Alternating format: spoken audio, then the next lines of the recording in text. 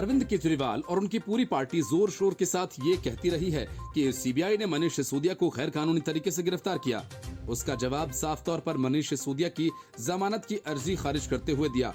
अदालत ने साफ तौर पर कहा कि मनीष सिसोदिया की गिरफ्तारी में कुछ भी गलत नहीं है। इतना ही नहीं, अदालत ने मनीष सिसोदिया को शराब घोटाले का मुख्य आर्किटेक्ट बताया। अदालत ने कहा कि आबकारी नीति के निर्धारण और उसे अमल कराने में उनकी अहम भूमिका रही है। साथ ही अदालत ने सीबीआई जांच के उस हिस्से को भी अहमियत दी जिसमें यह दावा किया गया था कि 90 से 100 करोड़ रुपए का किक बैंक सिसोदिया और उनके साथियों तक पहुंचाया गया। इसकी एवज में आबकारी नीति में बदलाव करते हुए साउथ ग्रुप को फायदा पहुंचाया गया। मनीष सिसोदिया की जमानत पर फैसला सुनाते हुए स्पेशल जज एम.के. नागपाल ने कहा कि बेल डिसमिस्ड है। अदालत के आदेश में कोर्ट ने कहा कि अभी अगर मनीष सिसोदिया को जमानत दी जाती है तो वो जांच को प्रभावित कर सकता है और सबूतों के साथ छेड़छाड़ कर सकते हैं।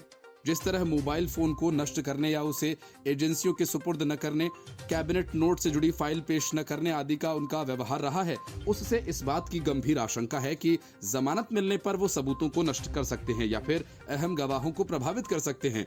कोर्ट ने कहा कि मनीष सिसोदिया के खिलाफ गंभीर आरोप लगे हैं। सिसोदिया की भूमिका के बारे में जांच अभी पूरी नहीं हुई है।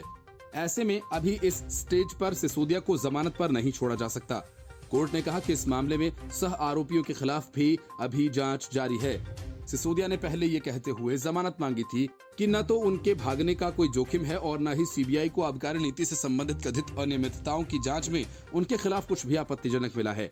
सीबीआई ने जमानत याचिका का विरोध करते हुए कहा था, हालांकि सिसोदिया के भागने का जोखिम नहीं है, लेकिन वह निश्चित रूप से गवाहों को प्रभावित करने और सबूतों को नष्ट करने की स्थिति में हैं। कोर्ट ने कहा कि इस मामले में महज 7 आरोपियों के खिलाफ चार्जशीट दाखिल की गई है। दूसरे आरोपियों के खिलाफ जांच जारी है। आर्थिक अपराध की जड़ें गहरी होती हैं। अभी तक जिन सह आरोपियों को जमानत मिली, उनकी भूमिका की तुलना सिसोदिया की भूमिका से नहीं की जा सकती। जिन 2 अधिकारियों को जमानत मिली है, वो तो सिसोदिया के मातहत काम कर रहे थे।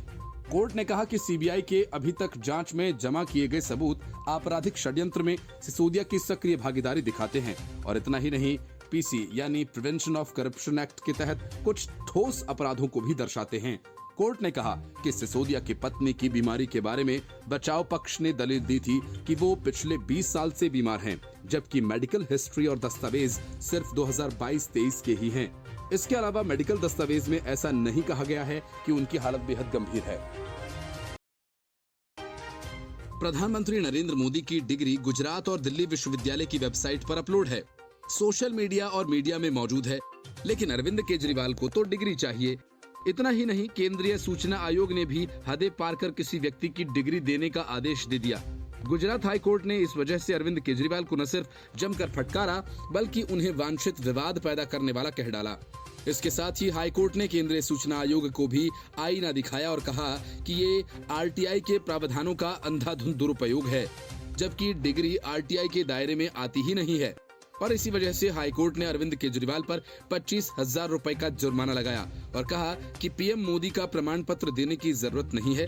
इसके साथ ही गुजरात हाई कोर्ट के जस्टिस बीरेन वैष्णव ने मुख्य सूचना आयोग के उस आदेश को भी रद्द कर दिया जिसमें डीयू के साथ साथ गुजरात विश्वविद्यालय और दिल्ली विश्वविद्यालय के अधिकारियों को पीएम मोदी की स्नातक और स्नातकोत्तर डिग्री का डिटेल देने के निर्देश दिए गए थे। अपने फैसले में कोर्ट ने कहा कि पीएम की डिग्री मीडिया, सोशल मीडिया और यूनिवर्सिटी की वेबसाइट्स पर उपलब्ध है और इसके बावजूद मुख्यमंत्री केजरीवाल ने ये जानते हुए भी इस विवाद को जानबूझकर पैदा किया। डिग्री आरटीआई के दायरे में नहीं आती है। एक पत्रकार ने जिस कॉपी को गुजरात हाई कोर्ट के जजमेंट की कॉपी बताकर शेयर किया, उसमें इसका जिक्र किया गया है। गुजरात हाई कोर्ट ने कहा कि केजरीवाल ने अदालती कार्रवाई के दौरान विश्वविद्यालय की वेबसाइट पर अपलोड की गई पीएम की डिग्री की प्रामाणिकता पर सवाल नहीं उठाया। कोर्ट ने कहा कि आरटीआई के जरिए डिग्री का डिटेल मांगकर केजरीवाल वांछित विवाद पैदा करना चाहते थे। वे अच्छी तरह से जानते हैं कि विश्वविद्यालय आरटीआई के तहत सारे पक्ष को डिग्री नहीं दे सकता। अरविंद केजरीवाल को फटकार लगाते हुए कोर्ट ने कहा कि उन्होंने आरटीआई अधिनियम के इरादे और उद्देश्य का मजाक उड़ाया है। केजरीवाल ने एक ऐसे मुद्दे पर विवाद पैदा करने के लिए आरटीआई अधिनियम का अंधाधुंध दुरुपयोग किया जो आरटीआई के दायरे में आता ही नहीं है।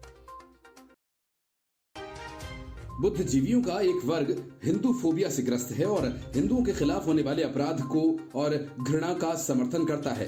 इसी वजह से हिंदुओं के खिलाफ हिंसा पिछले कई दशकों में बढ़ी है। अमेरिका के जॉर्जिया प्रांत में इसी वजह से हिंदू फोबिया के खिलाफ प्रस्ताव पारित किया गया। ये प्रस्ताव वहां की असेंबली में पारित किया गया। अमेरिका में ऐसा पहली बार हुआ है। हिंदुओं के खिलाफ घृणा की निंदा करते हुए जॉर्जिया असेंबली ने कहा कि हिंदू धर्म विश्व के सबसे पुराने और बड़े धर्मों में से एक है, जिसके दुनिया भर में 120 करोड़ से भी अधिक मानने वाले हैं। 100 से भी अधिक देशों में हिंदू धर्म के लोग फैले हुए हैं।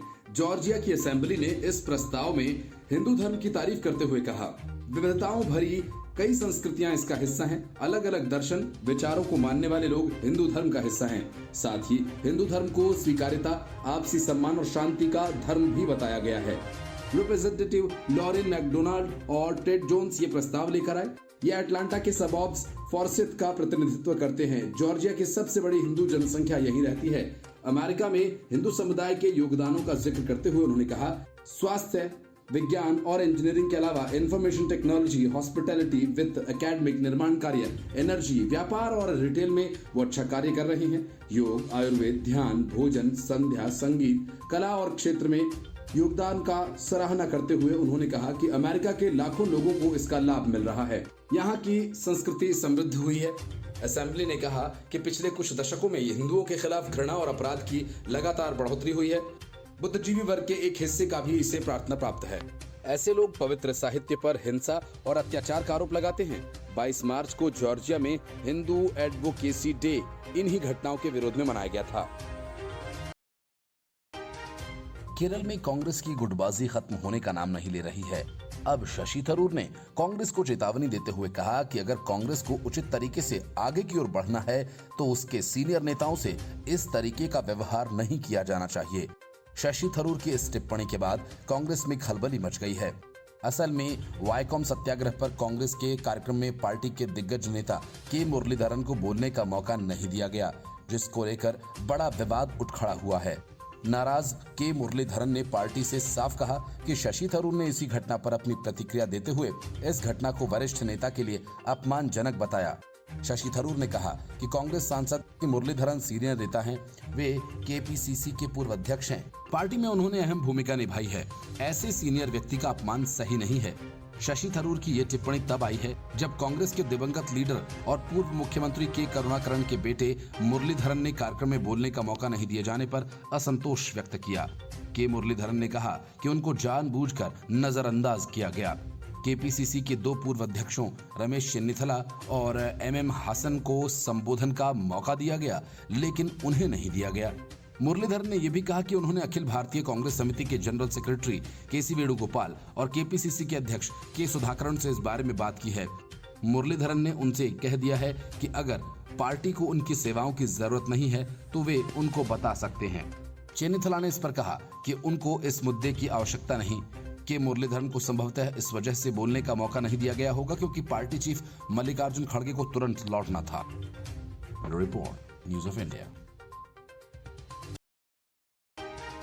मनीष सिसोदिया को प्रथम दृष्टया शराब मामले का दोषी बताए जाने और इस घोटाले का मास्टरमाइंड कहे जाने के बाद अरविंद केजरीवाल को जब कोई रास्ता नहीं दिखा तो उन्होंने पीएम मोदी पर हमले तेज कर दिए।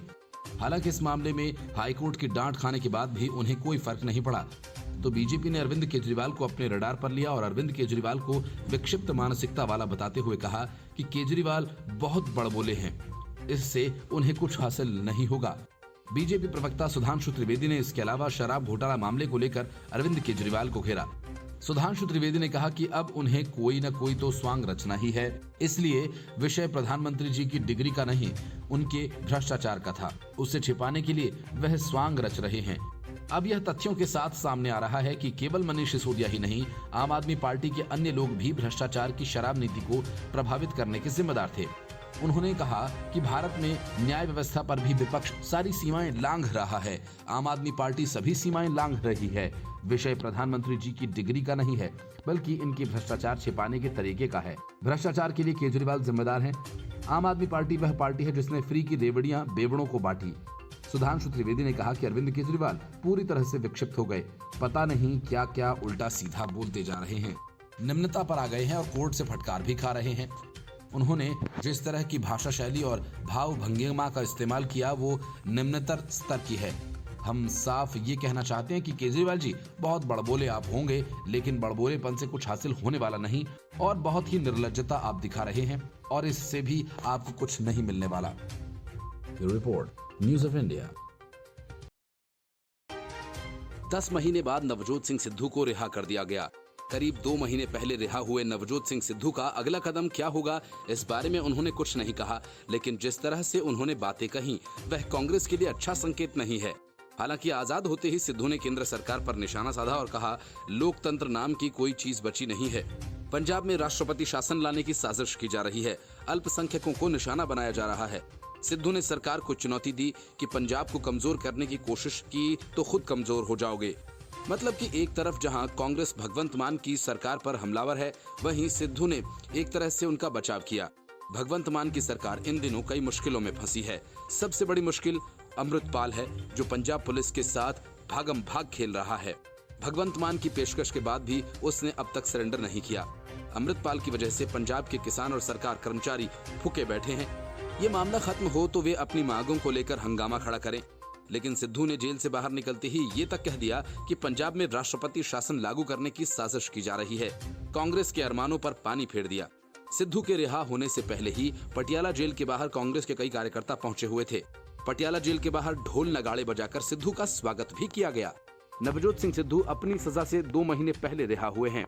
उनके वकील HPS वर्मा ने बताया कि पंजाब प्रिजन रूल के मुताबिक अगर किसी कैदी का बर्ताव अच्छा होता है तो उसे समय से पहले रिहा कर दिया जा सकता है।